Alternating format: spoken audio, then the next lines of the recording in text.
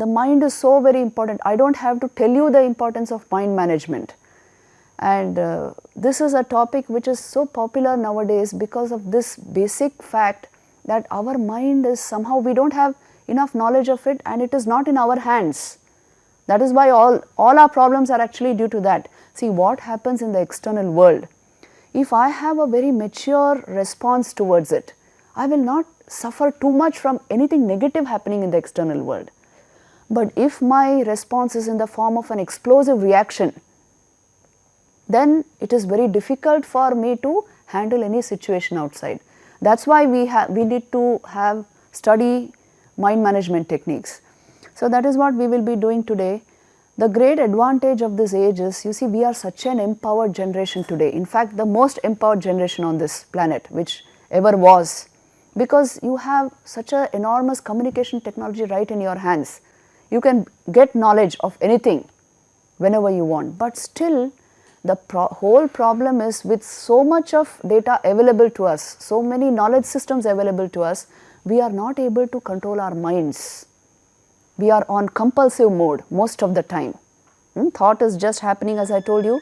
External things, external gadgets are controlling our life. Right from the time you get up, watch and see in your own life. You need an alarm clock to get up. As soon as you get up, you need coffee to pep you up. Then maybe you turn straight towards Facebook or Twitter or whatever. You start your communication with the outer world. You have hardly spent time even with your mind, not to speak of the self. So due to all these factors, finally the whole day goes like that, in texting, in communication with the external, in taking in knowledge from there. So that dominates your mental field entirely. And finally even the attention is affected by that, the focus is affected by that. Finally you want getaways after a long period of all this. So what happens is, you are trying to escape from the normal workings of your mind. So because this has become so common, you know, when we were young, we had heard of something called midlife crisis, which means towards the age of 40 to 50, people, it seems, go through a period of crisis because they have already experienced all that life has to offer and there is nothing new.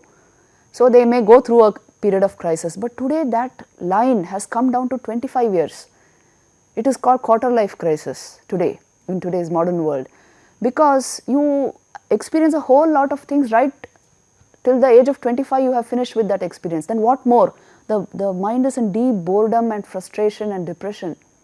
It has nothing more to explore. So this state of affairs is simply because we have not learned to handle our minds, which is the most important instrument we should have learned to handle. Because whether you like it or not, you live with your mind. You live in your mind. And your thoughts are creating your experience of life. So the science of this, the study of this has been given the greatest importance in our philosophies. And they have also decided upon a few things, which means if you track the source of your mind, you learn to control it as an instrument. If you learn to control it, you learn to control your life. It's a graded process to do it, and there is a way to do it. There are solid techniques which help you do it. So basic understanding of mind is required for every person. It should be part of education.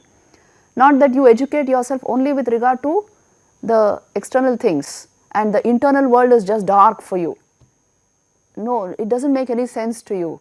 If you close your eyes, you get frightened because you don't know what is happening. So this should not be the situation. Since I am functioning through this instrument, I must know everything about it, isn't it?